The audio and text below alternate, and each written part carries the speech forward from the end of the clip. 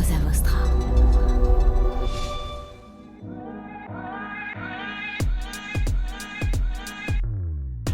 Salut à tous, je vous propose aujourd'hui une rediffusion d'un épisode que j'ai beaucoup apprécié enregistré avec Michael et Lily, les cofondateurs de Flotte. Flotte, c'est une gamme de vêtements et d'accessoires initialement née pour vous protéger de la pluie, mais qui va aujourd'hui beaucoup plus loin que ça. Je suis personnellement très fan de leur histoire, de leur lancement et des produits. C'est un hasard, mais je suis habillé. J'ai beaucoup de flotte sur moi aujourd'hui. Mais c'est surtout un épisode que j'ai adoré enregistrer. Pourquoi ? Pour plein de raisons. D'abord, c'est un lancement qui est hyper intéressant. Ils ont créé une série de prototypes qui sont allés présenter sur un stand au salon Who's Next, avec vraiment seulement 13 prototypes, et ils ont pris 100 000 € de commandes sur ce salon, en ayant misé, je crois de mémoire que c'est entre 10 et 20 000 € seulement pour créer ces prototypes, faire un site web évidemment, quelques docs produits, une jolie séance photo, produits et puis lifestyle, et rien qu'avec ça ils ont réussi à séduire des agents, des distributeurs pour se lancer et faire plus de 100 000 € de commandes sur leur premier salon. Hyper intéressant. Ils sont aussi passés dans Qui veut être mon associé. Il y a quelques enseignements à en tirer. Et ensuite un joli développement avec une production en Chine, rapatriée en France à une époque lors d'un crowdfunding. Voilà, plein d'enseignements très intéressants dans cet épisode incroyablement frais et pas du tout humide de Flotte que vous pouvez trouver sur flotte.fr. Bonne écoute. Salut à tous, je suis très heureux de vous retrouver aujourd'hui pour ce nouvel épisode du Panier. J'ai l'immense plaisir, j'ai la chance en fait, c'est une chance de recevoir Lily et Michael qui sont les cofondateurs de Flotte. Salut Lily, salut Michael, vous allez bien ? Salut, bonjour, ça va et toi ? Ça va bien, ça va pas si bien que ça. Ça va pas si bien que ça, parce qu'il y a un an, vous êtes passé sur Qui veut être mon associé et j'ai trouvé l'histoire géniale, les produits super. Ma femme m'en a d'ailleurs offert un quelques semaines après le passage au printemps, parce qu'il y avait des pluies. Vous êtes passé en février 2022. Hein. Exact. Et donc je suis grand fan de la marque, mais surtout, je t'avais écrit Michael pour te dire, putain, c'est hyper sympa. Est-ce que tu peux me le raconter un peu plus longuement que sur le panier, que sur Qui veut être mon associé sur le panier ? Tu m'as répondu et je t'ai ghosté. Ouais, je t'ai envoyé un petit message en disant que j'adorerais passer dans le panier. En effet, je pense que t'as pas vu le message. Donc il y a un apprentissage là, chères auditrices, chers auditeurs, c'est que je suis un peu parfois à la bourre sur LinkedIn et vous êtes nombreux à m'écrire, très souvent des mots d'amour, parfois des mots d'insultes, mais n'hésitez pas à insister ou à me relancer si jamais je vous ai pas répondu. Je suis très heureux de vous recevoir. Flotte, c'est une collection de vêtements de pluie en textile recyclé et coloré, de pluie ou imperméable ? De pluie. De pluie, hein, tout, c'est ouais. bien, de tout. Que vous avez lancé en 2020. Exactement. À deux, en couple, enceinte. Enceinte, ouais. Ouais, c'est bon, ça. j'avais hein. déjà ma première fille et oui, j'étais enceinte du deuxième. Ok. Lancement en 2020. En 2021, qui est la première année pleine, vous faites 1 million. En 2022, vous faites 2,5 millions. Vous avez fait x 2,5. C'est ça. C'est assez incroyable et c'est très beau, surtout en autofinancement. Enfin, pas autofinancement, puisque vous avez levé un peu de Suite à l'émission. suite à l'émission Qui va être mon associé. Et vous allez m'expliquer comment on fait x 2,5 en l'espace d'un an, surtout une année qui a été très compliquée pour de nombreux commerçants. Oui. Il y a quelques points clés, mais notamment la distribution et l'e-commerce. Puisque vous avez commencé en B2B, ça aussi, ça fera partie des sujets qu'on va aborder. Aujourd'hui, vous êtes 13 personnes, en croissance toujours, avec de beaux projets pour l'année 2023 dont vous nous parlerez tout à l'heure. Beaucoup de projets, ouais. Beaucoup de projets, mais l'un d'entre eux, c'est une levée de fonds. Vous êtes en train de lever des fonds. Donc, chers auditrices, chers auditeurs, si cet épisode vous plaît, que Lily et Michael passent le Rubicon, n'hésitez pas à les contacter, quoi. Et ben, très heureux de vous recevoir. Heureux de participer à ce podcast que j'écoute depuis maintenant quelques années et qui m'a beaucoup apporté aussi dans mon parcours personnel à moi. Ben, c'est très cool. Ton parcours personnel, alors t'as 32 ans. Exact. Et t'as commencé à bosser à 16 ans. J'ai commencé à bosser à 16 ans en faisant des petits boulots en tant que préparateur de commandes, dans la logistique, mais beaucoup dans la mode. Préparateur de commandes. Et en dehors des cours ou Non, j'avais arrêté l'école. J'ai arrêté l'école. Je me sentais pas dans mon élément à l'école. J'étais un peu trop turbulent, je pense. Et t'es allé porter des cartons dans le sentier à 16 ans, 17 ans. Exactement. À 16 ans, 17 ans, sans diplôme, le seul métier qui vous ouvre les portes, c'est préparateur de commandes finalement. Et de fil en aiguille, en préparant des commandes, en connaissant son stock, parce que à force de préparer le même modèle tous les jours, tout le temps, on a quelques clients qui viennent et qui te demandent, écoute, petit, dis-moi, c'est quel modèle que tu prépares beaucoup en ce moment pour avoir un peu le best modèle de la saison. Et de fil en aiguille, je leur vendais. Cabinet de tendance, quoi. Ouais, c'est ça. Et du coup, je leur vendais un peu. Et après, on grimpait progressivement les échelons. Mais donc, t'as passé 10 ans dans le textile. Exactement. Déjà, avant de lancer Flotte, que t'as lancé, du coup, t'avais 28, 29? J'avais 29 ans, ouais. 29 ans, ok. Toi aussi, t'as commencé à bosser jeune en parallèle des études, mais t'as toujours été une bosseuse, quoi. Ouais, c'est ça. Moi, mes parents, ils sont restaurateurs, donc dans un tout autre domaine. Mais du coup, je les aidais tous les soirs et le week-end à faire le service, à préparer les cocktails, à nettoyer les assiettes. Donc tout ça, ça m'a permis de travailler assez jeune et d'être en contact avec des clients. Et puis me mettre un pied dans l'entrepreneuriat, quoi, via mes parents. Mais du coup, vous avez créé, du coup, Flotte, toi, juste après tes études. Ouais, c'est ça. C'est ta première boîte. C'est ma première boîte, ouais. Okay. C'est la première boîte. Donc moi, j'étais plutôt spécialisée dans le marketing. Donc j'ai un master 2 en tant que chef de produit. J'ai fait plusieurs stages et des alternances plutôt dans la cosmétique. Et aussi dans les nouvelles technologies, genre des imprimantes 3D. C'était mon premier stage de 4 mois. C'était trop cool, j'ai adoré. En tant que business développeur. Et donc du coup, après, j'ai toujours voulu entreprendre et Flotte, c'est ma première boîte. On peut imprimer du textile en 3D ? On peut tout imprimer en 3D. On peut tout imprimer en 3D. Ouais. Pourquoi Flotte ? Flotte, en fait, on nous a tout simplement, c'est venu de l'idée où on nous a demandé un imperméable pas trop cher, en tissu recyclé. Et quand on nous a demandé, on n'a pas trouvé. Alors on s'est dit, ça peut être déjà l'idée qu'il nous fallait pour pouvoir se lancer. Vous aviez envie de vous lancer ? Ouais. Ensemble ? Ouais. Le oui n'a pas été immédiat des deux côtés, quoi. Il a dit, si, on a toujours voulu entreprendre ensemble, oui, parce qu'on est assez complémentaires et c'est ça qui est hyper important, je pense, quand on veut se lancer, surtout en couple, faut faire hyper attention. Donc oui, on est complémentaires et donc du coup, ça nous a donné envie d'entreprendre aussi ensemble. Mais donc on vous demande conseil, genre tu connais pas un impair pas cher, recyclé. Voilà. Vous trouvez pas? Nous, on n'a pas trouvé. Ok. Donc on s'est dit pourquoi pas le lancer, et si on lançait cette marque-là, comment on l'appellerait, quelle collection on créerait, comment on la créerait, comment elle serait différente des autres. Flotte.fr était libre? Vous l'avez acheté? Non, c'était libre. Ouais. C'est fou, hein? C'est fou. Et pour la petite anecdote, alignées. Et pour la petite anecdote sympa, tu vois, pour te poser un peu le profil de Lily et de moi, c'est que quand on se dit on va lancer notre marque d'imperméable recyclé et coloré, on se dit quel nom on va lui donner. Donc comme c'est un imperméable de pluie, on se dit quelque chose qui a un rapport avec l'eau, avec la pluie. On se dit on va l'appeler mer, océan, eau, peut-être juste un eau, quelque chose comme ça. Ça c'est mes idées à moi. Et Lily arrive derrière et me dit non, ça c'est pas sexy, tu vas pas appeler une marque Océan ou un truc comme ça. Elle m'a dit, tu vois, il faut venir avec un nom comme Flotte, parce que flotte, c'est de l'argot français, ça veut dire il pleut, c'est une flotte de navires, c'est engageant. Et puis même pour l'export, c'est cool, c'est une histoire sympa à raconter. Je me disais tout de suite, si on attaque, je sais pas, l'Asie ou l'Amérique, on leur dit, qu'est-ce que ça veut dire flotte chez nous, ici en France?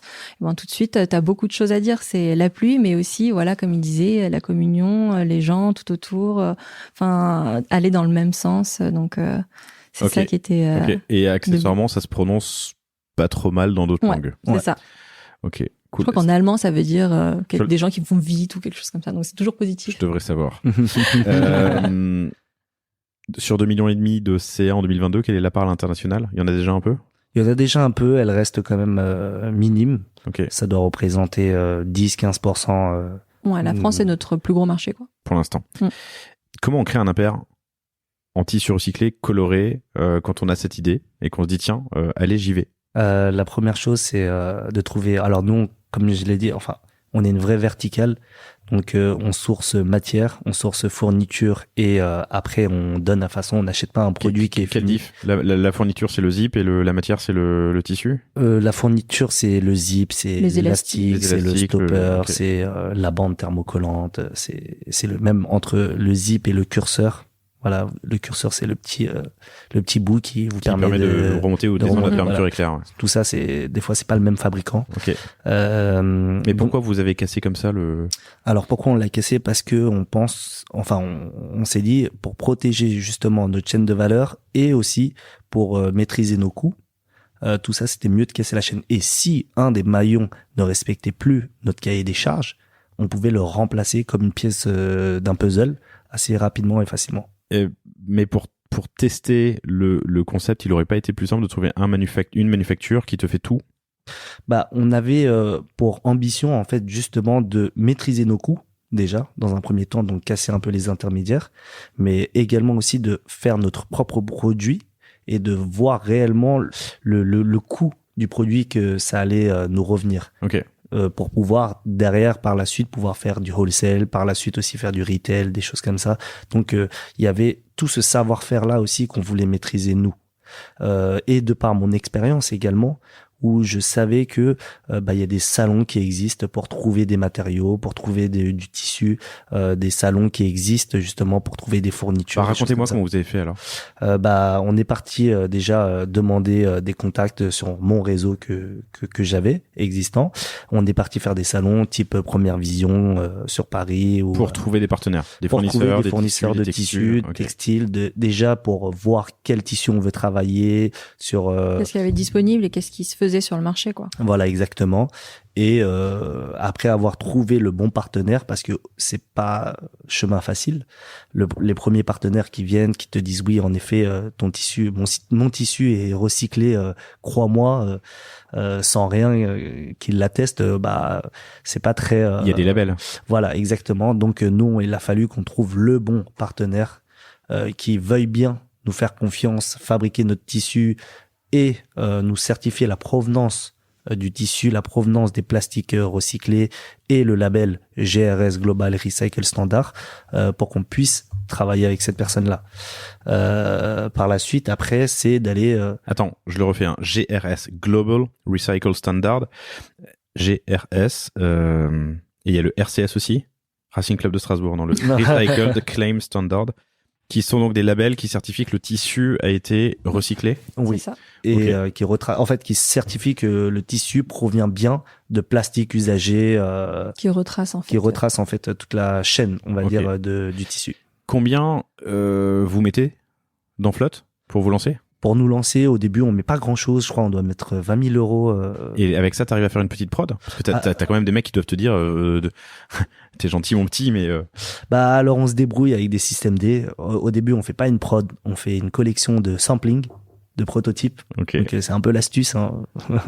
C'est on paye un peu plus cher des morceaux de tissu, des fournitures, on arrive à en trouver. Et tu fais un set d'une collection, donc voilà, t'as une dizaine de pièces. Vous avez fait combien de produits au début? Alors nous, on a fait un seul produit. Ouais. Combien quelle quantité de stock, quelle profondeur, quel volume de stock, pardon, on n'a pas fait de volume de stock du tout. Pour rentrer dans le B2B, comme on a dit, nous on a fait un set de collection, c'est-à-dire qu'on avait un modèle déclinant 13 couleurs et on a fait 13 pièces finalement. Ok. Ouais. Et on l'a montré du coup dans le premier salon Who's Next à plein de revendeurs. Donc là il y avait tous les wholesale, les grands magasins, tout ça. On leur montrait ce set-là. Hyper intéressant. Je l'avais pas. Donc vous avez fait un proto ou des protos qui sont voilà. Vous êtes assuré quand même de pouvoir les produire rapidement si vous aviez les commandes? Alors dans l'industrie de la mode, là où on a de la chance, c'est que on a des périodes de vente et on a des périodes de livraison. Donc les périodes de vente, si tu veux, c'est de janvier à mars et pour une livraison de juillet à septembre. Donc tu as 6 mois pour les produire en fait. Ouais. C'est déjà dans le calendrier, c'est comme ça que ça fonctionne. Tu as 6 mois pour produire et pour livrer. Donc nous, on vient avec notre carnet de commandes, on récupère toutes les commandes et après, une fois que c'est fait, on l'envoie à notre fabricant pour produire et livrer en temps et en heure. Ok, hyper intéressant. Donnez-moi un peu la timeline. Donc, trouver les textiles et les fournitures, la manufacture, faire les premiers prototypes, aller au Who's Next, prendre des commandes. Tout ça se passe grosso modo je pense le projet est né en 2019. Ouais. On travaille dessus, on fait la R&D, on voyage un peu, on essaie d'apprendre. Vous êtes allé voir des fournisseurs? On est allé voir des fournisseurs en Chine. Okay. On a visité, on a appelé des fournisseurs en France également, des fabricants plutôt en France, pour la collection qu'on a présentée au Who's Next en janvier 2020. En janvier 2020. Ouais. Ok, donc il a fallu quoi? 4 mois, 5 mois, 3 mois, 2 mois? Entre 6 et 7 mois, je pense. Entre 6 et 7 mois, Ouais. entre le moment où tu dis bon allez on y va, on trouve les textiles, on va voir des fournisseurs. Vous êtes, ça se voit pas à l'oral, vous êtes d'origine asiatique, vous êtes d'origine chinoise? Chinoise. Ouais, chinoise. Ça aide?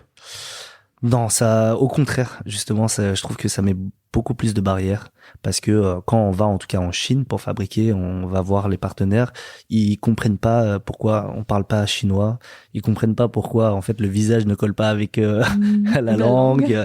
Ils ont peut-être plus l'impression de travailler quelque chose de plus sérieux avec des personnes de l'Occident.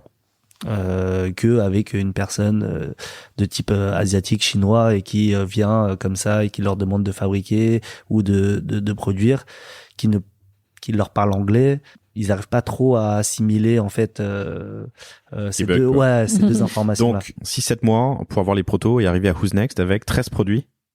Ok. Et racontez-moi. Et une mise en scène en fait. Donc vous prenez un salon? Vous prenez un stand, pardon? Ouais, on prend un stand. Donc du coup, le reste de l'argent qui nous reste, on fait un petit shooting sur le bord du canal Saint-Martin et on travaille un peu un petit line sheet, un petit catalogue rapidement. C'est ça. On présente directement sur le stand. Donc la petite collection avec un. Non, mais beau là coloriement. vous y croyez? Parce que prendre un stand de Who's Next, c'est combien? Ouais, c'est 3 000, 5 000, 10 000?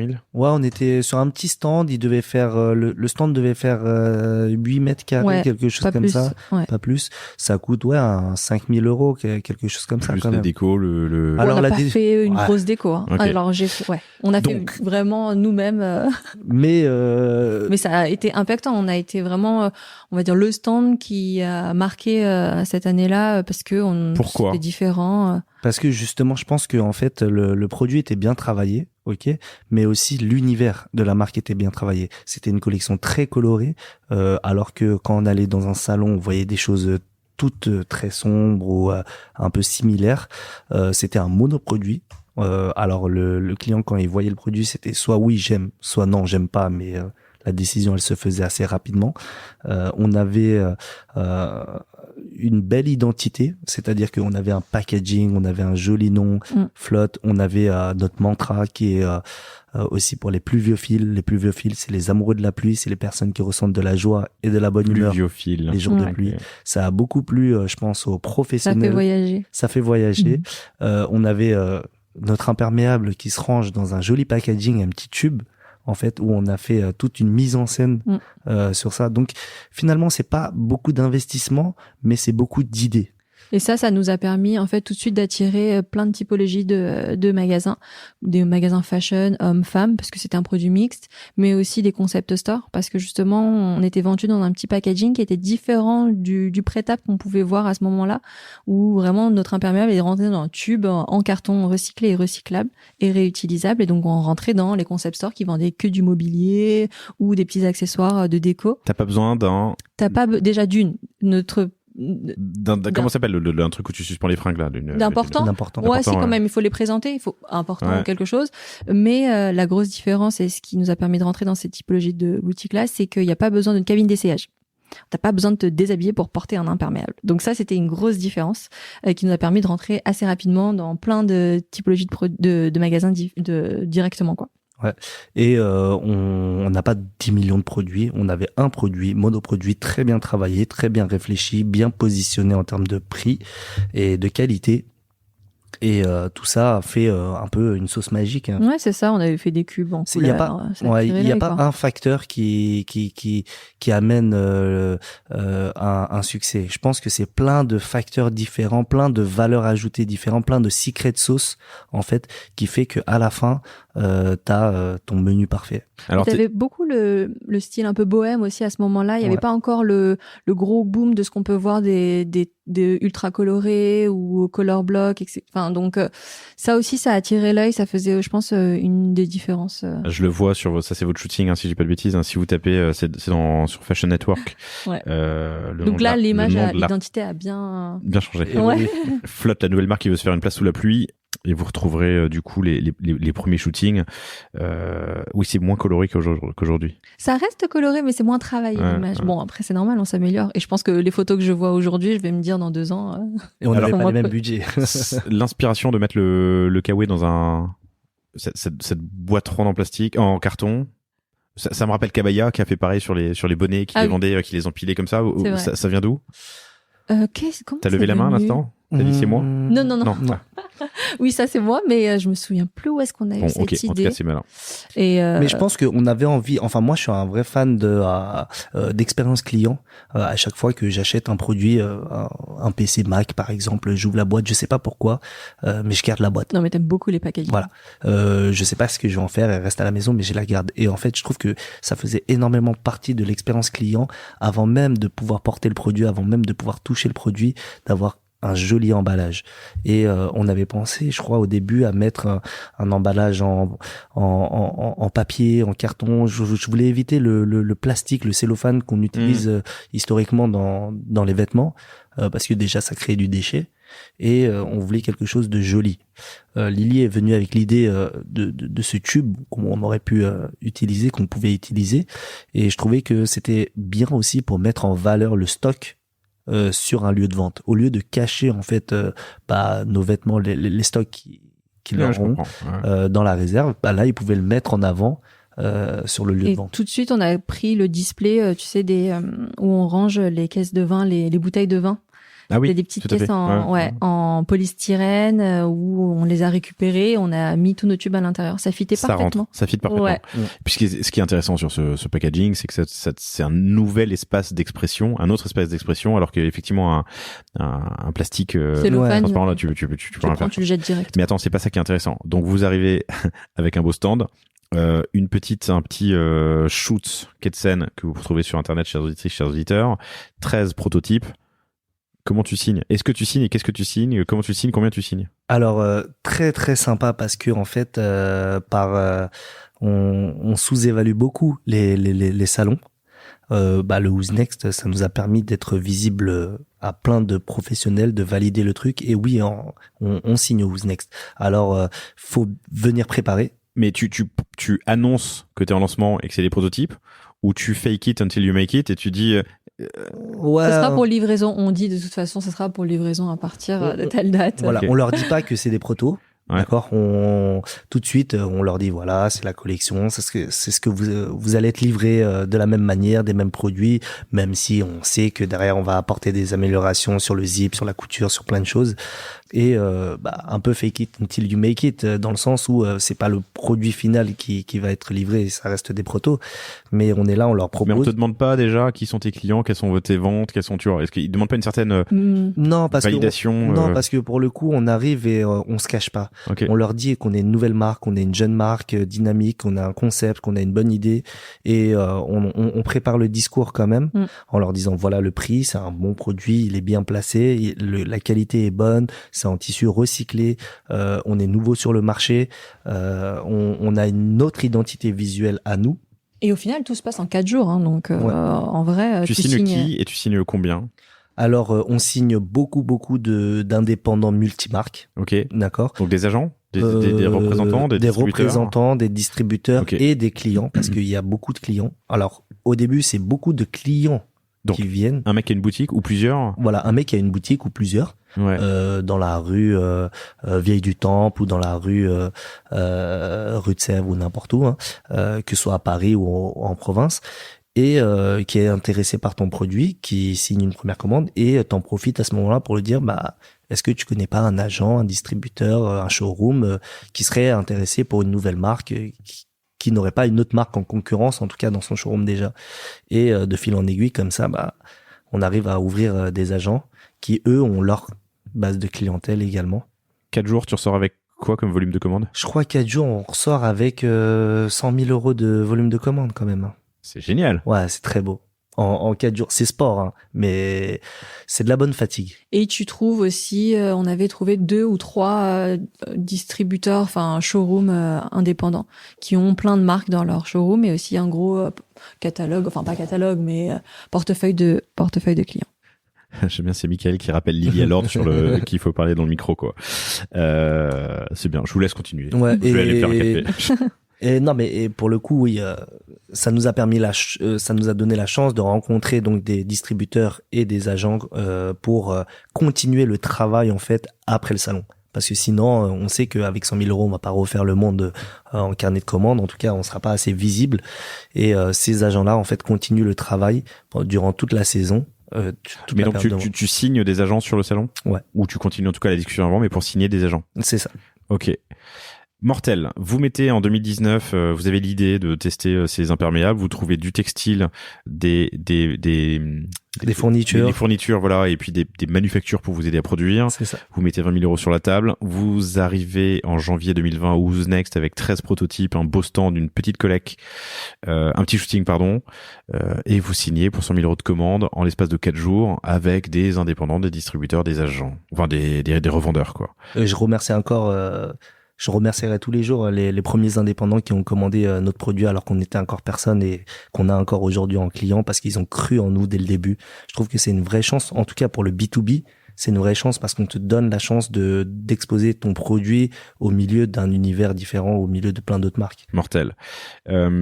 Tu aurais pu, j'y pensais là pendant que tu parlais au fait que, enfin j'en ai reçu d'autres ici au panier, notamment Inga qui fait les serviettes là, super marque Inga.eco si je dis pas de bêtises. Tu les as rencontrés? Ouais. Il est hyper cool. Je me souviens plus de son prénom, pardon. Benjamin. Ouais. Benjamin Beer qui fait du coup essuie-tout, serviette, mouchoir. L'éponge, je crois, c'est son plus gros. Une éponge, qui a cartonné. Mais et donc, je me dis, c'est très sympa d'aller de son aventure. Lui, comme beaucoup d'autres invités du panier, ont opté pour un lancement en crowdfunding. Ulule, grosse compagnie Ulule. Lui, il a cartonné. Je crois que c'est la plus grosse compagnie historique, si je fais pas de bêtises, d'Ulule. Pourquoi avoir choisi directement l'approche B2B avec ce salon plutôt que ça, par exemple, une campagne Ulule où si t'es malin et que tu débrouilles bien, tu vas faire 50 000 ventes ou précommande? Alors, parce que moi déjà, je pense que j'avais une expérience là-dedans. Je connaissais les salons, je savais que ça notait pendant les salons, et aussi parce que on voulait une validation du monde professionnel.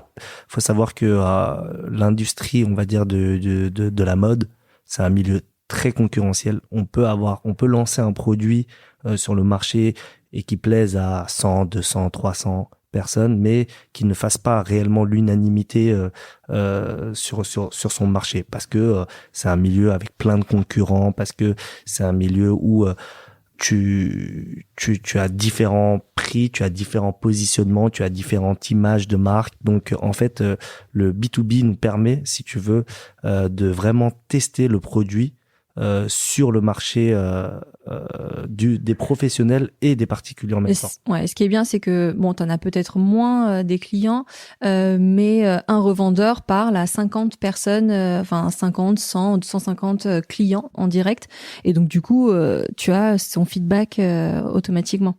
Et puis surtout, t'as des paniers moyens beaucoup plus importants. Oui, c'est ça, et puis ça te lance vraiment une vraie prod, quoi.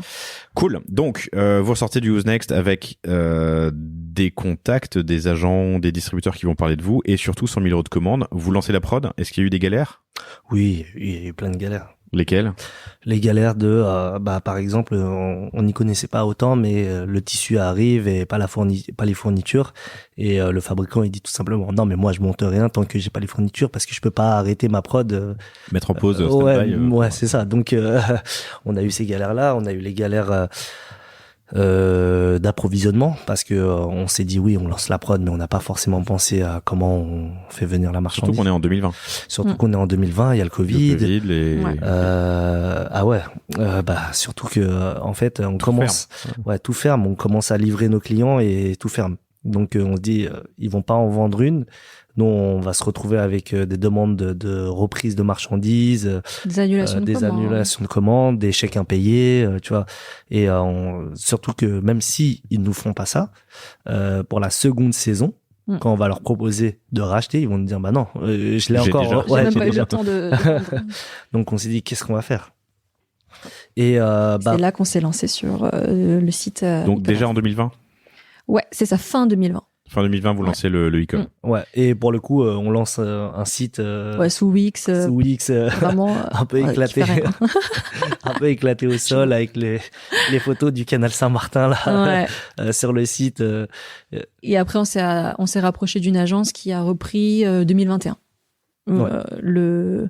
Ouais, c'est ça, 2020. Ouais, Qui a c'est ça, repris 2021. la refonte du site. Voilà, c'est ça. Sous Shopify, on en Sous parlera Shopify, tout à l'heure. exactement.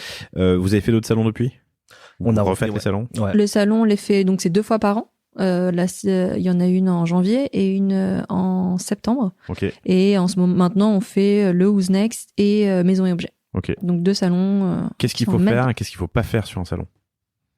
Ce qu'il faut faire, c'est connaître les prix, se faire une bonne table de prix pour pouvoir, pour que le revendeur lui puisse rémunérer aussi et puis prendre sa marge pour pouvoir revendre après. Ce qu'il faut faire, c'est avoir une bonne collection qui attire l'œil, qui a un bon merch, pouvoir donner les bons arguments aussi aux revendeurs. Et qu'est-ce qu'il faut pas faire? Je pense que ce qu'il faut faire aussi, c'est que quand on a un acheteur devant soi et qu'on est en train de parler avec l'acheteur, il faut se libérer du temps pour lui parler, même si on a 2 personnes en même temps sur le stand ou 3. Il faut réussir à captiver les 3 et ne pas les laisser repartir en leur laissant dire je repasse tout à l'heure, parce qu'ils ne repassent jamais. Ouais. C'est des salons immenses. Le mec est venu sur ton stand. Il ne retourne pas en arrière. Ouais. Et ils sont tellement sollicités que voilà quoi. T'as dit un truc qui est intéressant. Et chers auditrices, chers auditeurs, alors toute la série sera sortie, mais on a fait une série spéciale retail que je co-anime avec Michael Weiss de Shape Art, et on a reçu Morphée, Cabaya, 900 Care, et on rentre dans les détails, on découpe le prix de vente d'un produit pour comprendre à quel moment tu dois faire quel multiple. Hyper intéressant. Ça, vous le saviez avant? Oui. Ça s'apprend, ça s'apprend, tu vois ce que je veux dire? Ça s'apprend. Et Et il y a des règles, quoi. Ouais, il y a des règles. Je pense que souvent l'erreur de beaucoup de DNVB, les Digital Native Vertical Brand, quand elles se sont lancées, c'est qu'ils n'ont pas prévu en fait d'avoir le markup suffisant. Le markup suffisant s'ils veulent aller sur du wholesale ou les commissions que vont leur prendre les grands magasins ou les choses comme ça. Oui, mais parce que leur business model, c'est de vendre en direct, justement. Mais maintenant, quand tu as des coûts d'acquisition qui sont élevés, ça non, reste... mais c'est hyper important ce que tu es en train de dire, et ayez-le en tête, vous, chers auditrices, chers auditeurs qui êtes sur le point de vous lancer. Le chiffre magique, c'est en gros x7 entre ton coût de revient produit et ton prix de vente public, TTC, c'est important. Si ton produit coûte 10 et tu dis génial, je vais le vendre 20 sur internet, ou 30, j'en sais rien, le jour où tu veux entrer en wholesale, je dis c'est affreux comme un vieux con. C'est le jour où vous voulez rentrer en wholesale, ça marchera pas. Là, tu te prends une grosse claque parce que t'as plusieurs intermédiaires à rémunérer, ton agent, la boutique, le machin, qui veulent chacun faire leur x2. C'est ça, qui ont leur coût de structure, qui ont des salariés, qui ont des loyers à payer. Ils peuvent pas rester avec 1 euro. C'est ça. Mais payer tout ça, quoi. Du coup, de mémoire, on est là-dessus, on est sur un x7 environ.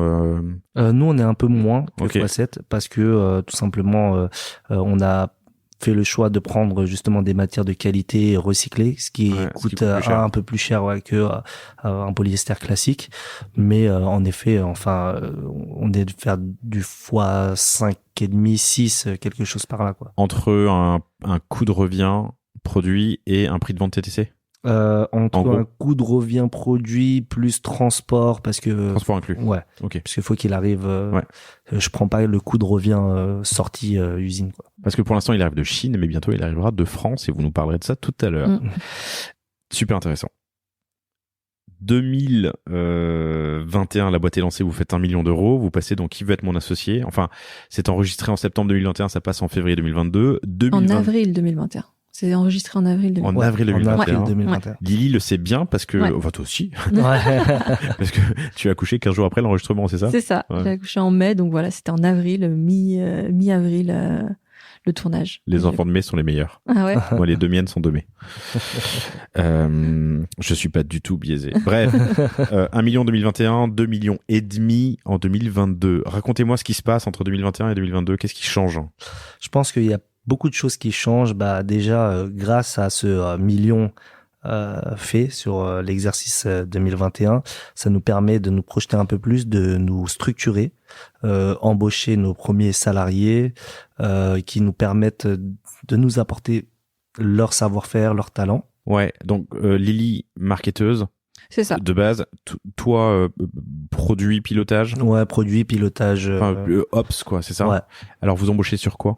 Alors, le premier truc où on embauche, c'est une personne pour la logistique, pour préparer nos commandes. Parce que ça commence à... En fait, on se défocus énormément à préparer nos commandes. 1 million, c'est ton Céline, hein. Enfin, c'est votre chiffre d'affaires, c'est le chiffre d'affaires de Flotte. Ouais. Ok. Et du coup, préparer 1 million d'euros de commandes tout seul, c'était pas facile. Ça prend du temps, c'est... On recrute justement sur la logistique, on recrute sur la partie, on a voulu vraiment pousser la partie digitale. Donc on recrute tout le pôle digital. C'est ça. Donc moi, je m'occupe de tout le recrutement. Donc notre premier recrutement en digital, c'est une personne chargée justement du e-commerce, de l'image. Bon, il faisait une casquette assez large, mais il faisait nos shootings et il s'occupait de tout, de la refonte du site. Donc là, en 2022, ouais, on refait une nouvelle version de notre site qu'on avait en 2021. Qui est la version actuelle? Qui est la version actuelle. Donc la 3e version. Ouais, il y a eu Wix 2021 et 2022. Wix, Okay. faut-il vraiment en parler? C'est une version, elle a existé. Exactement. Et donc voilà, il s'occupe de cette partie-là, tout ce qui est achat média aussi. Donc cette personne-là, elle s'occupait de notre compte. Elle était dans une agence avant. Elle s'occupait de notre compte et elle avait envie de se mettre à fond dans une seule marque. Elle était chez qui? Une petite agence indépendante. Je pense pas que tu. Ok. Connaisses. Et du coup, voilà, elle nous a parlé de cette envie-là. Le boss nous a dit, allez-y, franchement. Enfin, on est en très très bon terme avec lui. Allez-y, franchement, c'est une perle. Et on ne regrette pas, ce premier recrutement. Donc une casquette assez large. Ouais. Il est vidéaste et en même temps, il a la casquette digitale. Ok. Et il fait de l'acquise. Exactement. Ouais. Mouton à ouais. Donc ce premier axe d'accélération, c'est le B2C en e-com. Yes. Ça représente quoi aujourd'hui ça représente 40% de notre chiffre d'affaires. Quand même, alors que vous avez 300 points de vente en wholesale à côté, quoi. Ok, 40% sur le e-com. Ouais, grosso modo, on fait 60% en B2B et 40% en e-com. Ok. Et en 2021, le e-com, c'était quoi?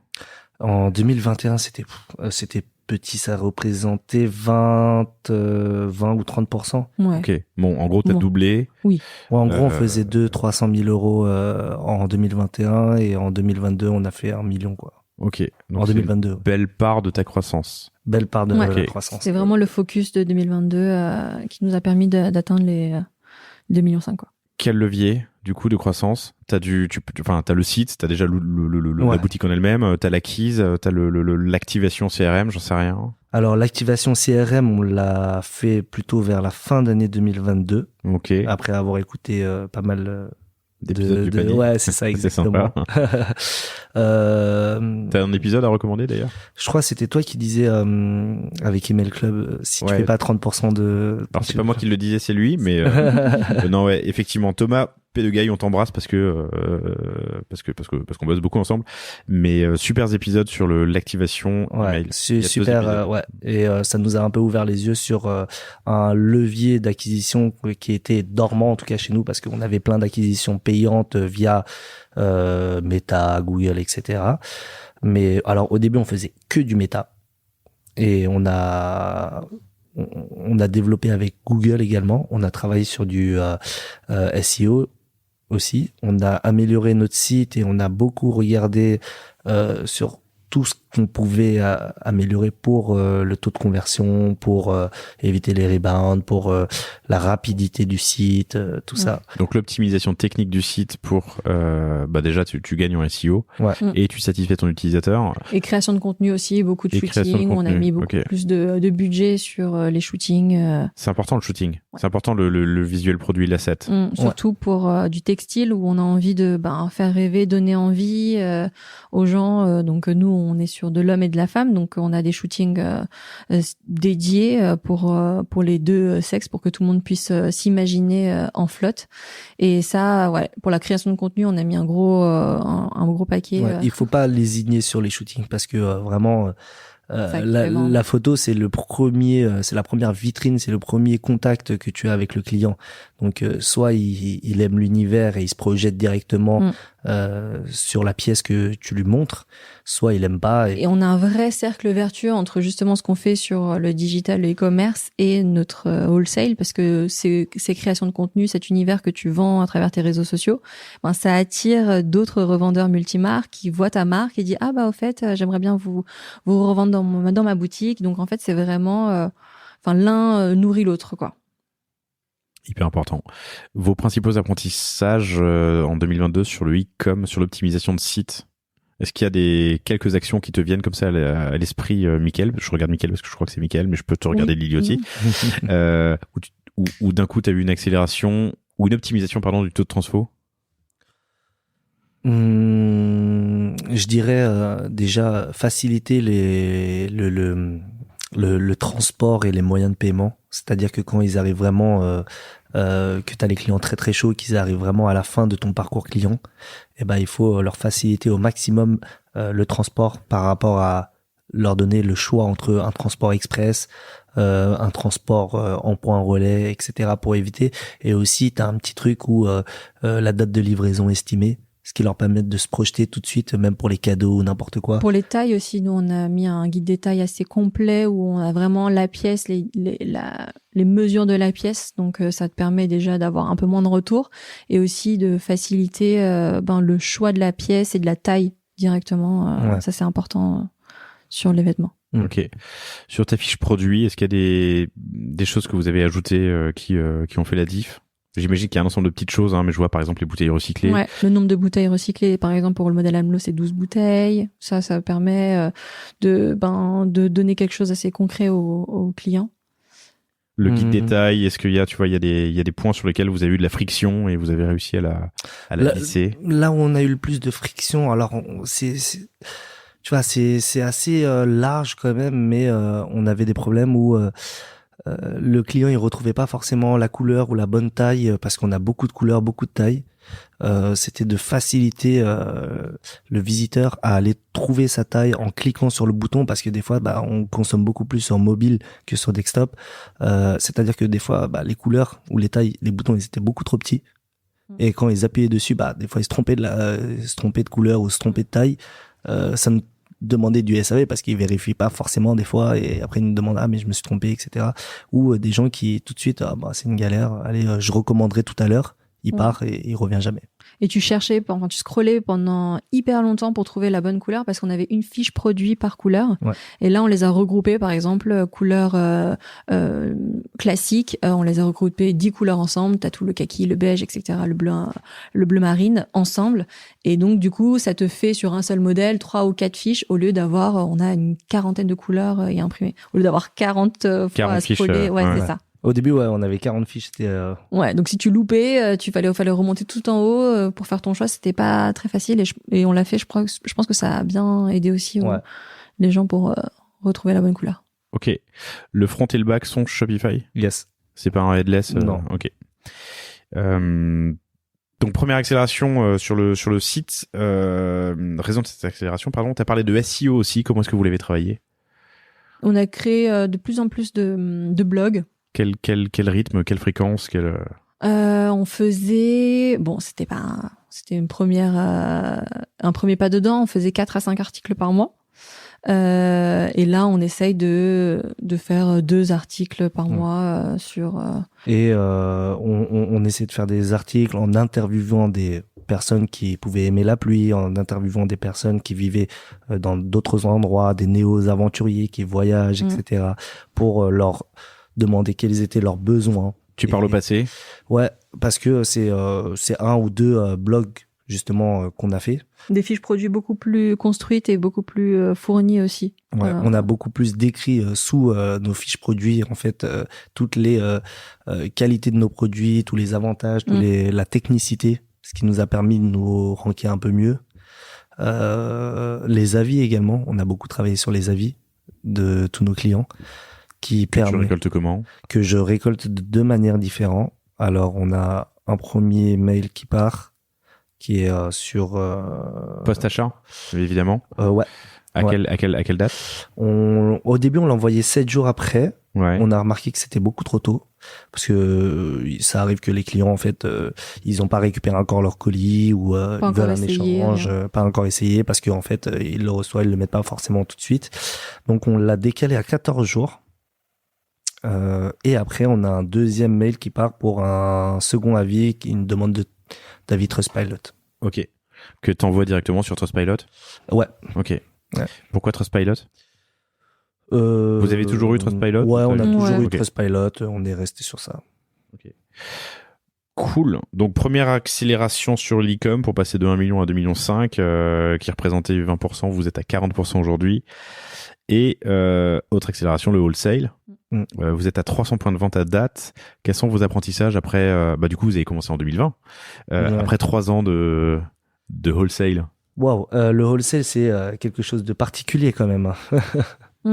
Bah c'est d'une part c'est trouver les bons représentants, les bons showrooms qui ont qui ont des marques avec des univers qui sont assez convergents avec la tienne. Le deuxième apprentissage, c'est les boutiques dans lesquelles tu dois être revendu. Ouais. Le prix aussi, c'est hyper important. Qu'il y ait un respect du prix, on va dire conseillé, ou fortement conseillé. Une homogénéité en fait sur le prix. Okay. Souvent, t'as quelques clients qui s'amusent en fait à se dire bah si le produit il est à 100 €, je vais le mettre à 98, tu vois. Mais non, en fait, il faut que t'aies une veille constante sur ça. Des clients qui s'amusent à peut-être pendant les soldes ou les ventes privées à baisser le prix. Et surtout ça, en fait, que nous, c'est des produits intemporels. Donc, on vend toute l'année. Il n'y a pas trop de sens vraiment à le brader. C'est pas, le jaune de janvier, c'est le même jaune que de septembre. Donc, c'est tous les prix. Normalement, c'est le même qui est respecté toute l'année. Donc ça, c'est hyper important dans le wholesale pour que justement... Et alors, comment tu vérifies? Bah, ils ont souvent des sites internet. Donc, on peut voir directement, on fait une veille une fois par semaine pour voir si notre produit est vendu et moins bien cher. appliqué tel que vous l'avez. Okay. T'as déjà retiré des... Ouais, ça nous est arrivé. Ouais. Ça nous est arrivé parce qu'on préfère le retirer sur un produit où il n'arrive pas à le vendre. Parce qu'en fait, le problème, c'est un peu le problème du chat qui se mord la queue après où en fait, il suffit qu'il y a un client qui met ça et que l'autre, en fait, le remarque et se dit, ouais, mais en fait...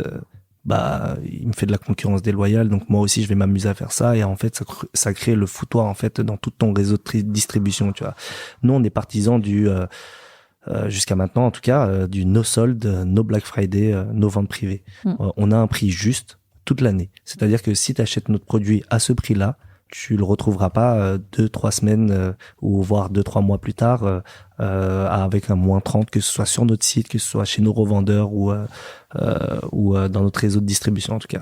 Okay. Mais c'est beaucoup d'éducation aussi. Des fois, c'est juste, le client, il sait pas forcément que il pense que tu vas pas refaire cette couleur-là, par exemple, pour l'été prochain. Donc, tu te dis, je l'ai cool d'avant, qu'il est plus de valeur, entre guillemets. Mais on lui dit, non, tout simplement, il va continuer. Donc, ça sert à rien. Et là, il comprend. Donc, des fois, c'est de l'éducation aussi, ça. Ouais. C'est juste... 300 points de vente, c'est combien d'interlocuteurs? Alors c'est beaucoup. Hein. Ouais, ça fait beaucoup de. Nous, en tout cas, comme notre marché il est principalement français, on a facile 200-250 interlocuteurs. Ouais. Après, géré beaucoup par les agents. Oui, non, mais voilà, c'est ça ma question. Toi, tu parles à combien d'agents ou combien d'acheteurs indépendants? Alors, nous, on leur parle à tous, quand même, parce que, par exemple, on le fait encore aujourd'hui, mais c'est pas dit qu'on pourra le faire indéfiniment, mais on leur demande à chaque fois comment la saison s'est passée. Donc, on leur phone au moins une fois dans la saison, à minima, voire 2, parce que pour leur demander comment ils veulent être livrés, à quelle période ils veulent être livrés, comment ils souhaitent payer, etc. Même si le travail, en fait, t'as les agents qui font le travail en amont, récolte des commandes, toutes les conditions, etc. Et ensuite, nous qui repassons derrière, en fait. Et ça, l'agent, il est OK avec ça? L'agent, il est OK avec ça. Ça fait partie du... Okay. Ouais. Et combien d'acheteurs, du coup? Donc, tu as 250 interlocuteurs pour tes 300 boutiques, environ. Ouais. Combien d'acheteurs? C'est ce nombre-là. T'as 250. Mais parce qu'il y en a... sur le setup, je veux dire, combien d'agents ou combien d'indépendants en direct? Tu vois ce que je veux dire sur la première commande? C'est-à-dire? T'as des agents qui t'ont ouvert plusieurs boutiques. Oui. Mais tu parles à toutes les boutiques. Oui. Donc pour cette première commande, ce premier cercle, on va dire, qui va faire cette première vente, c'est à peu près combien de personnes? Le nombre d'agents, on doit avoir environ 6 agents. Si sur la France. Ouais, mais t'as des indépendants aussi qui viennent direct, non? Des personnes qui ont des boutiques avec lesquelles vous dealez en direct? Non, principalement D'accord. maintenant les indépendants, en fait, à chaque fois qu'ils veulent ouvrir un compte, ils peuvent nous parler. Par l'agent de la et région, on les redirige vers l'agent de la région. Et après, pour l'export, par exemple, on est vendu en Grèce, en Suisse, en Espagne, bah, on a des distributeurs.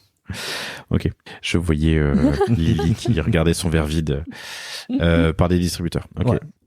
Pour le coup, avec les distributeurs, ce qui est différent des agents, pour ceux qui ne savent pas, c'est que le distributeur, lui, gère tout.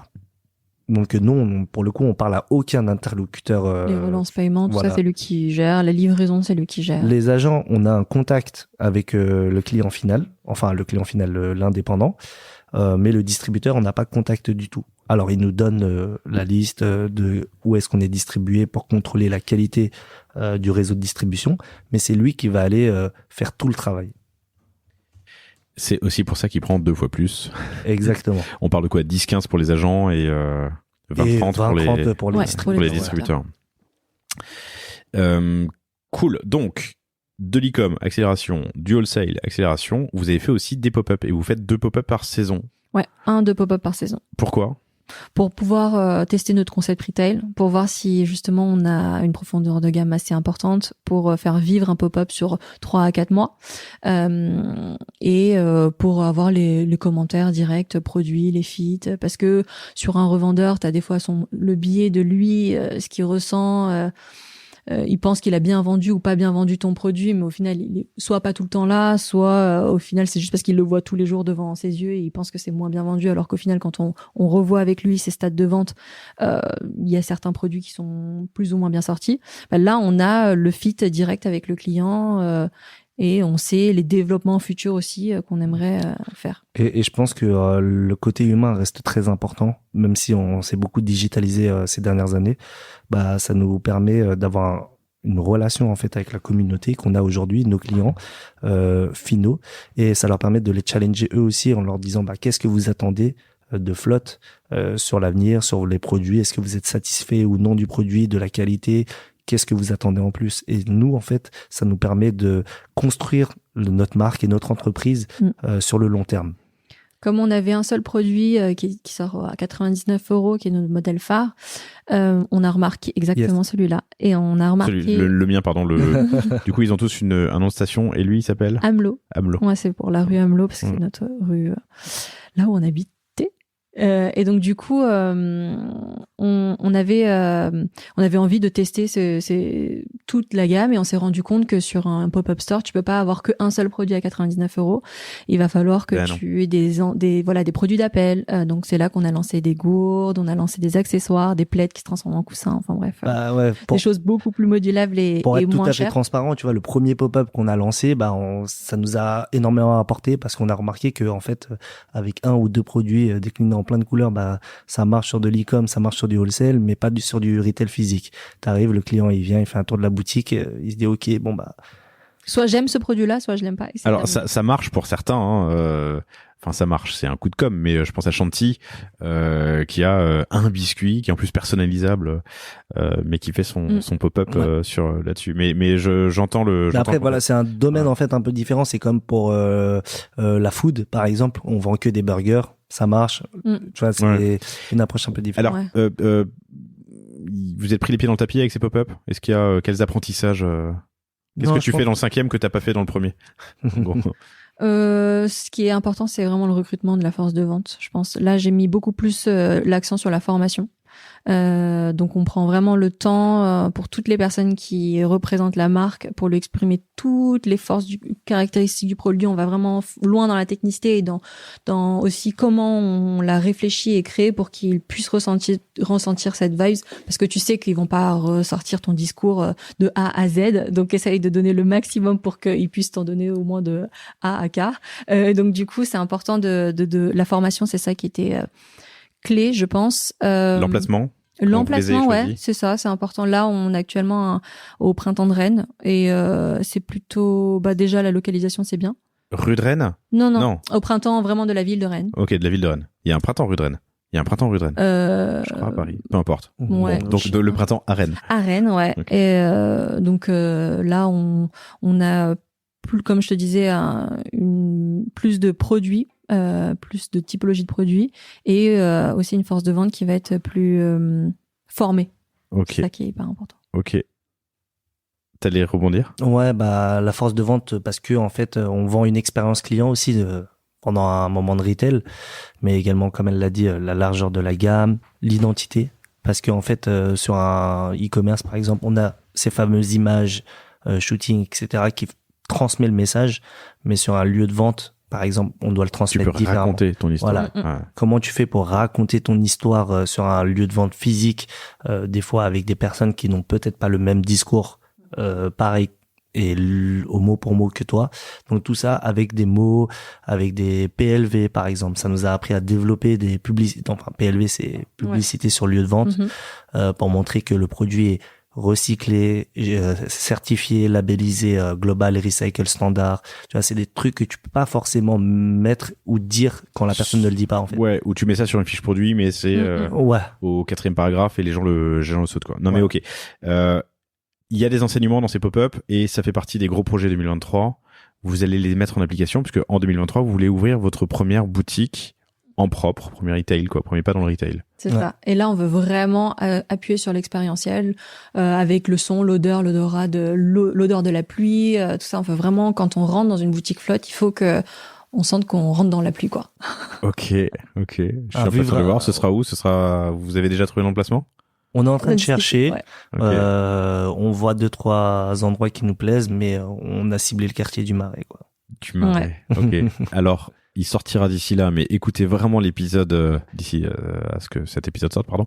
Écoutez l'épisode avec Emilien Foiré, justement, où on parle de ça, location. Ouais, c'est vraiment où il raconte que sur la rue Vieille du Temple, si je dis pas de bêtises, ou la rue des Francs-Bourgeois, je sais plus, mais qu'en gros, il y a la rue des DNVB et que c'est là qu'il faut être. Il est très bien placé, ouais. Et que la plus belle des boutiques, mais au fond d'une rue déserte, ça sert pas à grand chose. En fait, on nous a beaucoup appris, comme tu disais, emplacement, parce que payer moins cher, si tu veux, un droit au bail ou un fonds de commerce dans une rue qu'on va vous vendre un bis, adjacente. En fait, vous allez investir beaucoup plus pour créer des événements, pour attirer le flux, en fait, communiquer là-dessus. Alors que quand on prend sur l'emplacement numéro 1, et ben finalement le flux est là naturellement. J'en parlais aussi avec super épisode avec Marie. Je veux pas dire de bêtises sur son nom de famille, mais qui est la fondatrice de La Meringuée. Super épisode qui est sorti il y a pas longtemps. La Meringuée, c'est pas des pâtisseries, mais des labos où on vend de la meringue, de la pavlova. Il y en a 5 boutiques dans Paris et les 5 sont des rues mythiques. Il y a la rue de Lévis dans le 17e, il y a la rue des Martyrs dans le 9e, il y a la rue du Cherche-Midi dans le 5e ou 6e, ouais. Et elle m'expliquait qu'à quelques mètres de plus ou de moins, ton CA au mètre carré peut être du simple ou double. Carrément. Et qu'au sein d'une rue, emplacement numéro 1, enfin catégorisé emplacement numéro 1, disons, au sein de cette même rue, il peut y avoir des différences aussi hyper importantes. Et son conseil à elle, qui était assez intéressant, elle disait avant de signer, en tout cas, il faut y aller un samedi matin, un samedi midi, un mercredi matin, un mercredi midi, et se mettre à différents endroits de la rue et compter les gens qui passent. Compter les gens qui passent, pas hésiter à rentrer dans la boutique voisine et demander à la vendeuse, parce que souvent la vendeuse elle est là tous les jours, elle sait bien. Elle sait très bien, lui demander aujourd'hui ça va, il y a eu du monde, etc.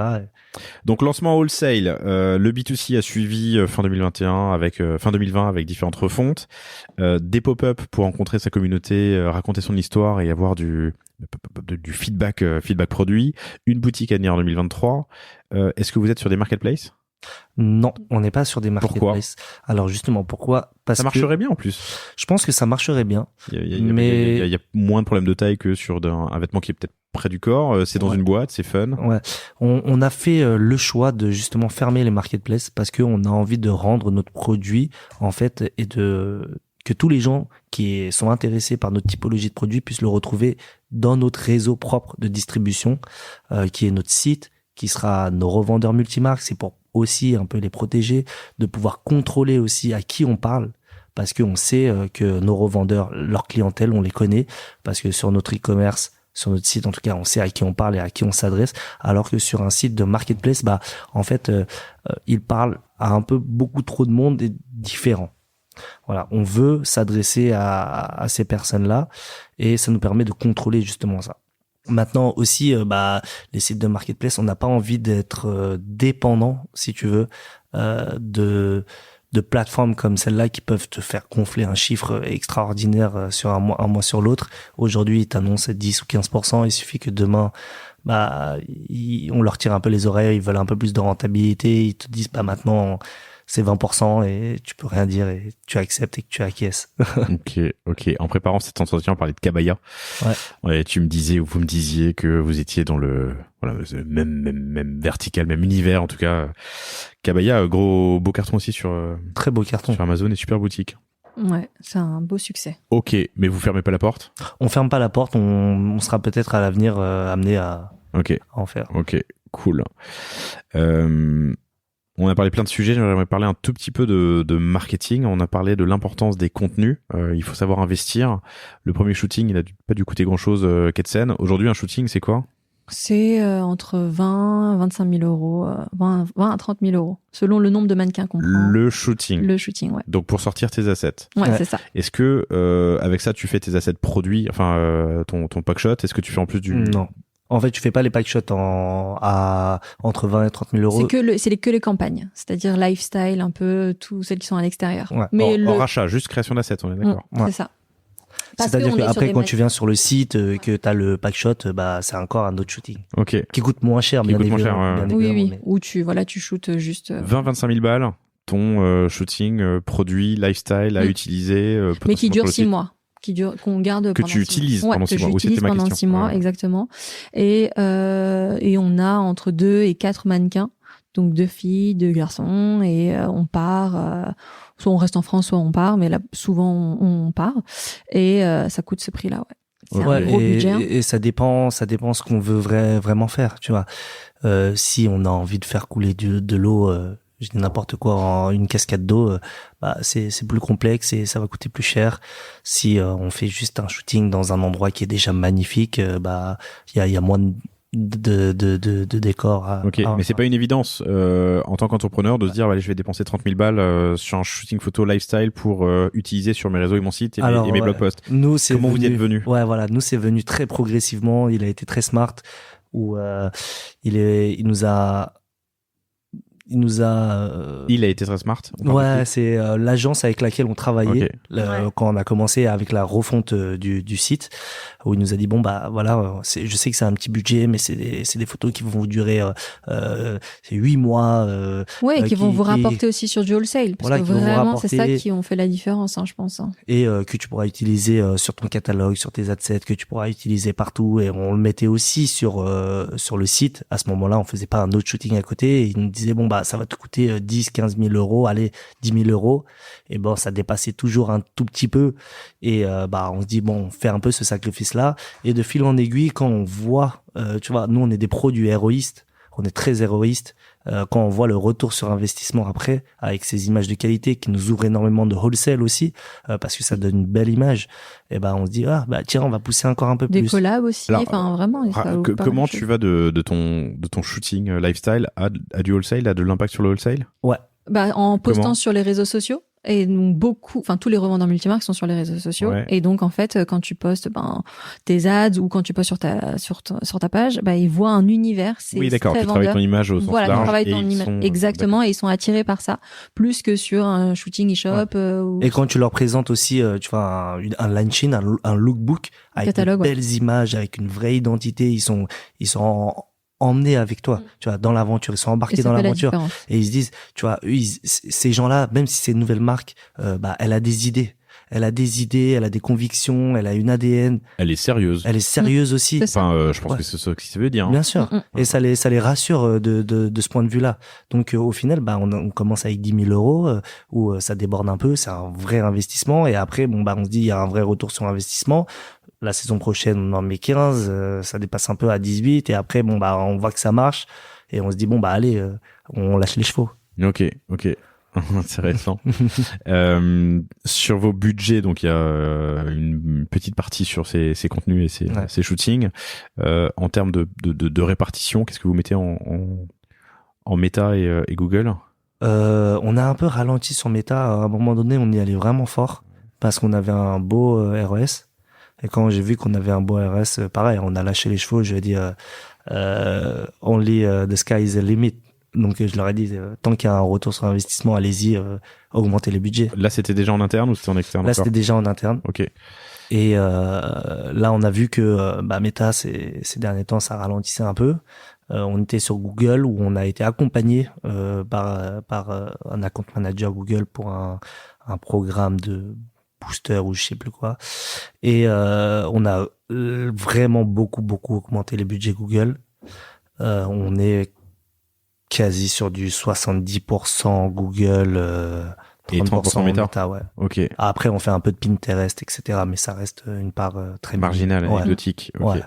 70% sur Google et tu fais quoi? C'est-à-dire combien? Non, shopping, de la marque, On fait shopping, on fait marque, on fait search. Le search marche bien. Le shopping, on a assez de concurrence dans le shopping. Donc c'est un peu faut sortir son épingle du jeu, faut miser, faut être constamment là-dessus. Après moi je suis pas au quotidien là-dessus. Aujourd'hui on passe par une agence, mais on voit que grosso modo les metrics sur Google ont un meilleur rendement que sur Meta. Beau SEO, hein. Je suis en fenêtre anonyme Google France, imperméable coloré. Bon, tu me diras, c'est quand même ultra ouais, c'est très qualifié comme requête, mais bon, vous êtes effectivement en numéro 2 sur Google Shopping, sur l'Anatole. Ouais, c'est un de nos produits aussi. Ouais. Et vous êtes en numéro 1 en revanche en résultat en SEO quoi. Ouais. Bon, c'est trop qualifié comme requête peut-être, hein, pas représentatif. Coloré, t'as fait ouais. Bon, ça va, c'est vraiment qu'il n'y en avait pas d'autres que nous, quoi. Après, on joue beaucoup, tu vois, sur les mots composés de plus en plus parce que le mot imperméable tout court,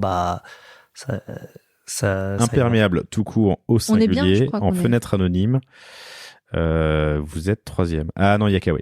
Ouais, bah. Kawi, Amazon, Decathlon et Flotte. Mais c'est pas mal. Ouais, c'est pas mal déjà. Pas mal. Cool. 2 sujets encore que je voudrais voir sur la partie accélération. Question très rapide, mais je vous ai découvert sur Qui veut être mon associé. Yes. C'était cool. Ça vous a apporté quoi? C'était vraiment une énorme visibilité. T'as, je crois, 3 millions de téléspectateurs qui te regardent. On a fait, je sais pas combien de millions de vues sur les réseaux. C'était 500 commandes le soir même. T'as 150 000 personnes qui sont sur le site en même temps. C'est incroyable. Surtout le mois de février, vraiment, ça nous a vraiment propulsé et on n'est jamais retombé, au niveau d'avant en termes de commandes, en termes Donc de tu franchis visiteurs. un palier, quoi. Ouais, tu franchis un vrai palier. Mais tu fais une marche. Exactement. Ok. Si tu veux, franchement, Qui veut être mon associé, ça nous a permis de gagner, entre 6 mois et 1 an sur notre croissance. Ouais. Parce que en fait, le nombre, comme je l'ai dit, le point de contact, le nombre de personnes à qui tu t'adresses, en une soirée finalement, t'as tout ce monde-là qui est à l'écoute en prime time à 21h10 le soir. On a doublé le nombre de followers sur Instagram. Juste après, on a fait un meet-up. On avait une boutique ouverte au Beaugrenelle à ce moment-là. On a fait un petit meet-up dans la boutique pour si des gens voulaient nous rencontrer, poser des questions. Donc ça, c'était top. Et on nous en parle encore là maintenant, 1 an et demi après. Voilà. La preuve. Moi. Vous aviez quand même rassemblé pas mal de... Vous avez coché pas mal de cases. Ouais. Et je pense que le couple, la jeune marque, t'étais enceinte. Je pense que la marque est sympa. Tu vois, je pense que mine de rien, ils nous ont quand même, parce que le processus de sélection est assez complexe. Ouais. Et je pense que mine de rien, quand même, tu vois, ça a marqué. Et eux, ils se sont dit la même chose. Tu vois, ils se sont dit, on doit les diffuser, on doit les mettre en avant peut-être, parce que on cochait toutes ces cases-là. Alors nous, c'était pas volontaire de notre part. Oui, je suis pas tombée enceinte exprès, c'est ça que tu veux dire. Non, mais... et d'être en couple non plus, tu vois. Mais je pense que à partir de ce moment-là, ils se sont dit ouais, tu vois. Et je pense que ça a parlé à beaucoup de gens parce qu'en fait, il y a beaucoup d'entrepreneurs, que ce soit dans n'importe quel domaine, où ils entreprennent en couple aussi. Je pense personnellement que T'as des trucs comme ça. Je veux pas aller trop loin parce que ce sera pas politiquement correct. Faut savoir utiliser ses avantages, et ses avantages, c'est son intelligence, son expérience, son réseau. C'est aussi parfois une origine, une histoire, un couple, un machin. Faut pas hésiter. Business is business. On a qu'une seule occasion de faire une première impression. Faut pas hésiter à l'utiliser. Alors je dis ça pourquoi? Non, je vais pas aller plus loin. J'avais un exemple, un contre-exemple justement. Mais ok. T'es sûr que tu peux pas dire? Ouais, je suis sûr. Ce sera absolument pas politiquement correct. Mais faut savoir utiliser ses avantages. Enfin, son histoire. Vous faites des capsules. Vous avez fait 2 capsules. Il y en a une 3e qui sort début mars. Donc, qui est sorti au moment où vous écoutez cet épisode, chers auditeurs, avec French Bandit pour des... Ouais. Alors non, c'est Paul & Joe qui va sortir là, en mars. Ouais. Et les 2 premières collaborations, c'est avec Et moi en septembre dernier. Et en octobre, avec French Bandit sur une collaboration en capsule pour imperméable pour chien. Imperméable pour chien, c'est drôle. Là, fait un carton. Raconte-moi ce que tu as appris sur ces 3 capsules qui ont vu le jour et peut-être d'autres qui ne l'ont pas vu. Ouais, il y en a plusieurs qui n'ont pas vu le jour, et je pense que ce qui est important quand tu es un entrepreneur, c'est bon, ton temps est forcément limité, mais l'humain aussi est au cœur de tout.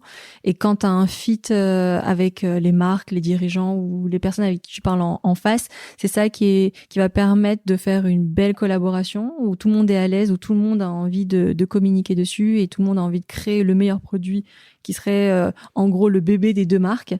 Et c'est hyper important de capter ça assez rapidement, je pense, pour pas perdre de temps, parce qu'on n'a pas le temps de se défocus à mettre beaucoup d'énergie sur des développements produits qui ne verront pas le jour. Donc ça c'est vraiment un gros Typiquement French Bandit, c'est un nouveau produit. Je pense à cet exemple parce qu'il est particulier. Donc c'est des imperméables pour animaux, pour chiens. Pour chiens. Petit, gros. On a tout, on avait du XSOL. Bah donc c'est vraiment une nouvelle gamme, une nouvelle ligne de produits que tu développes. Combien de temps entre qui a approché qui et combien de temps ça a pris? Alors moi on avait gagné l'année dernière, en 2022 ou 2022. 2022, on a gagné un prix qui est le concours Carmila. Ready by Carmila. Ouais, et donc en gros tu gagnais 100 000 € pour ouvrir ta boutique. Attends, Ready by Carmila. Carmila Ready. Ready by Carmila. Ouais, c'est ça. C'est un prix qui récompense les DNVB en fait. Et nous, on avait été lauréat pour cette édition-là, pour la première édition. Et donc, on avait ouvert un pop-up store à Anglette, dans le Pays Basque. Et alors, c'est le prix... DNVB le prix Ready. DNVB Ready by Carmila. Ouais, c'est pas évident. Donc, vous avez gagné. Voilà, et French Bandit avait été le coup de cœur, je crois, du jury, et donc on s'était rencontrés à la remise des prix, et on s'est dit ce serait bien qu'on fasse quelque chose ensemble. Je pense que ça a pris quelques mois où du coup chacun a fait un peu sa vie, on va dire, et je sais plus, je l'ai recroisé, je dis non mais il faut vraiment qu'on fasse cette collab parce que j'avais vraiment envie de faire des impairs pour chiens, et je trouvais sa marque hyper cool, donc je l'ai recontacté, je lui aurais dit. Et là, on a développé une collection. Je pense que ça a pris 6 mois, le temps entre l'idée, la production et au moment où c'est sorti. Mais c'était assez fluide. Donc ça prend du temps. Ouais, donc ça prend énormément de temps. Ah, oui. Mais ça reste assez fluide. En fait, on le sent. Les collabs, elles se font par le côté humain, par les rencontres, par les similitudes que tu trouves entre ta marque et la marque qu'il y a en face. Par l'envie des 2 marques, de s'associer, quoi. Et l'investissement aussi du temps, de l'énergie des 2 marques. À chaque fois, on met à peu près 6 mois, la moitié d'une année pour faire pour sortir une collab, quoi. Et là, en mars, on sort la collab avec Paul & Joe et on bosse avec depuis plus d'1 an là. Ouais. Pour sortir cette collab. À quoi tu mesures le succès d'une collab? Pourquoi tu fais une collab? C'est pour aller chercher de nouveaux bassins d'audience, clairement. Ouais. Tu vas parler à leurs audiences et eux à la tienne. À quoi tu mesures le succès? Tu mesures le succès, je pense, à déjà la notoriété de ta marque, le positionnement, si ça t'aide à te positionner sur un niveau où tu voulais être, et bien entendu aux ventes, quoi, au taux de sortie. Tu te fixes un objectif. Mais tu fais que du B2C sur ton e-com? Ouais. Sur ces collabs? Oui, on fait tu que les mets pas chez tes distributeurs? Non. Là, on l'avait pas, on l'a fait que pour notre site. Et Paul & Joe? Paul & Joe, il sera disponible en B2B aussi. Chez les distributeurs, chez les en revendeurs boutique, multimarques. Chez les revendeurs. Ok. Nous, on est partisans vraiment du côté omnicanal où on n'a pas enfin, tant que possible, on n'a pas envie de fermer la porte à un canal de distribution ou pousser un canal de distribution plus que l'autre. Donc, quand c'est possible et quand la marque en face le veut bien, eh ben, on ouvre aussi notre réseau de distribution wholesale. Ça dépend aussi du timing, quoi. Si vraiment on arrive, parce que voilà, on a des périodes de vente précises, janvier, février, mars pour la collection, pour vendre l'hiver, ben, il faut qu'on ait les collections à ce moment-là. Si la collaboration sort un peu après, bah, on loupe ces périodes de vente, donc du coup, il reste que pour le e-commerce. Je pense qu'on est à l'aube d'un petit écrémage, malheureusement, de pas mal de jeunes startups e-commerce. Ouais. Je dis pas qu'il faut faire de l'omnicanalité, on peut survivre sans, mais ça aide. Non, ça aide. Enfin, pour revenir à ce que tu disais, ça aide énormément. Tu vois, nous, quand on regarde nos stats et nos levées de communication, on regarde un ROI global. On regarde pas forcément un ROAS sur chaque. Et tout à l'heure, on parlait de marketing, par exemple. On a fait une opération couvre-sel en septembre dernier. On a distribué 10 000 couvre-sel dans tout Paris. C'est quoi un couvre-sel? Couvre-sel, pardon. Ouais, un truc pour couvrir la selle de vélo. Le selle de vélo, exactement. Un couvre-sel. Fait à partir de chutes, en fait, de tissus. De nos anciens. On les a réutilisés et on les a mis sur tous les vélos parisiens. Et on l'a refait après à Lille, à Caen et à Lyon. Et ben ça nous permet d'ouvrir, d'aider sur le e-commerce, mais d'aider aussi tous les revendeurs qui sont présents dans la ville. Vous avez, grâce à des chutes, produit 10 000 couvre-sels que vous êtes allés avec, j'imagine, une équipe interne ou externe, une agence externe, ouais. Déposée sur des selles de vélo dans Paris. Ouais. Exactement. Brandé flotte, évidemment. Exactement. Qu'est-ce qu'il y avait sur le couvre-sel? On avait écrit 100% des personnes qui ont vu cette couvre-sel ont tapé flotte.fr. Et donc là, en fait, en gros, on voyait tout le site et ça a été en dessous. Cette couvre-sel a été faite à partir de nos imperméables et les chutes de nos tissus d'imperméables. Alors, je suis en train d'essayer de trouver une image. Je la vois en rouge. 100% des gens qui m'ont vu ont tapé flotte.fr. Ok. Donc, on avait plein de chutes de tissus de toutes les couleurs. Ah oui, de toutes les couleurs en plus. Je vois des rouges, des verts, des pastels. Ok.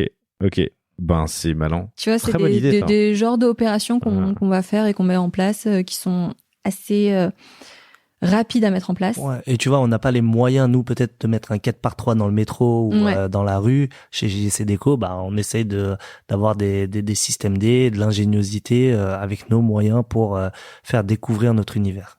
Bon, le temps file. Une dernière question. Ou plutôt un sujet que j'ouvre. On a parlé vos enjeux en 2023, on en a parlé de l'un d'entre eux, c'est d'ouvrir une boutique, un flagship. Toujours de la croissance. Vous faites 2,5 millions, j'ai dit, en 2022. Vous visez combien en 2023? 4 millions. 4 millions, c'est beau. Et il y a un dernier grand projet pour cette année, c'est de faire du Made in France. Exactement. Racontez-moi comment vous allez pouvoir le faire. Alors en fait, comme je sais pas si Mickaël tout à l'heure l'a dit, mais depuis le départ, on avait toujours eu envie de fabriquer en France et on nous a dit non, tout simplement parce qu'il n'y avait pas les moyens, parce que il fallait montrer patte blanche, fallait montrer aussi qu'on allait une marque qui allait devenir solide. Enfin, il y a plein de marques qui veulent se lancer tous les jours et où justement les entrepreneurs, les fabricants, on les sollicite beaucoup. Et donc du coup, on nous a beaucoup dit non au départ et on n'a pas lâché l'affaire, on n'a pas enlevé ce projet de la tête. Il y avait le problème de la technicité de fabrication d'un imperméable où il faut en fait le rendre étanche et ça demande un savoir-faire qu'on avait à l'époque, mais qu'on a perdu entre-temps. Ça demande des machines différentes de ce qui existe à l'heure actuelle. Ouais, pour expliquer rapidement, pour faire un t-shirt ou un slip, t'as juste besoin d'une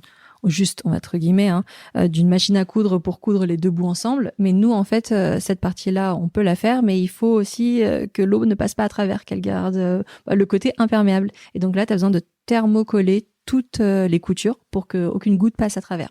Et donc, c'était cette étape-là qui nous manquait. Et donc, on s'est dit, qu'est-ce qu'on peut faire? On réfléchissait. Mais tout le reste, ça va. Donc, tout le reste, ça va, oui. Les consommables.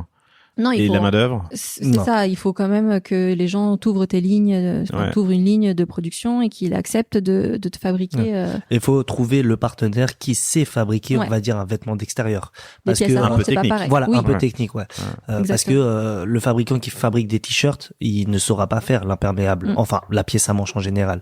Il faut trouver un fabricant qui fait déjà soit du costume, des tailleurs, des tailleurs, sur des pièces à manche. Donc oui, ça te réduit encore plus le champ des possibles. Et donc, ce qui s'est passé, c'est que on a fait venir une machine en juillet dernier. Ok. On a fait venir cette machine. Que vous avez acheté? Ouais, qu'on Ça a coûte acheté. Combien de machines comme ça? Ça nous a coûté. C'était aux alentours de 20 000 euros. Ok. Ouais. Donc elle est venue d'Asie directement en France et on forme des équipes depuis plusieurs mois sur l'utilisation de cette machine pour thermocoller. Donc vraiment tu as un rapatriement de la machine et aussi du savoir-faire Excellent. qu'on est en train de mettre en place et on va sortir d'ici un mois Ouais. la collection. Donc ce sera produit recyclé Made in France fin 2023. C'est ça. Non, exactement. pas fin 2023 là. Non, Mi-2023. Ouais, c'est Ouais. ça. Ok. Donc Bah, ça c'est va super. ça va être génial. On l'a demandé depuis le début et on est hyper fiers de pouvoir le faire maintenant. 1h20, on est dans les, Dans les clous. on n'est pas du tout dans les clous, mais on est dans la fourchette haute. Chers auditrices, chers auditeurs, j'espère que cet épisode vous a plu. Allez sur flotte.fr pour découvrir les produits. Michael Pan, PN et Lily Wu, W-U sur LinkedIn si vous voulez rentrer en contact avec eux. Je vous l'ai dit en introduction, mais vous levez des fonds. Ouais. C'est une belle croissance, c'est une belle histoire. Vous pouvez dire combien? Comment? On souhaite lever 1 million Ok. sur cette année, principalement avec des gens qui ont une expertise déjà, on va dire, dans le monde du retail, de Du la fashion e-commerce, ou ouais, de la fashion. du e-commerce. Cool. Michael Pan et Lily Wu sur LinkedIn si vous voulez en savoir plus, et sinon je vous ferai une intro. Merci à tous les deux. Écoute, Merci. merci beaucoup pour... C'était cool. Ouais. Ouais, c'était top. Chers auditrices, chers auditeurs, je vous souhaite une excellente journée, semaine, soirée, week-end. Je vous dis à très bientôt. Inscrivez-vous à la newsletter pour avoir des infos fraîches et puis les alertes quand les nouveaux épisodes sortent. Merci Lily, merci Michael. Merci, à bientôt. Salut. À bientôt. Merci d'avoir écouté cet épisode du panier jusqu'au bout, j'espère qu'il vous a plu. Si c'est le cas, abonnez-vous pour ne rater aucun épisode, parlez-en autour de vous et surtout laissez-moi une note et un commentaire 5 étoiles sur Apple Podcast. N'hésitez pas non plus à le partager à chacun de vos amis dans le business, chaque nouvel auditeur est une victoire. Si vous avez besoin de lancer ou refondre votre site internet, de créer un Shopify ou un WooCommerce, de performer avec une stratégie de contenu efficace, n'hésitez pas à me contacter à l'adresse lepanier@cosavostra.com. On se fera un plaisir de vous répondre. Et enfin, et surtout, inscrivez-vous à la newsletter du panier sur lepanier.io. À bientôt pour un prochain épisode.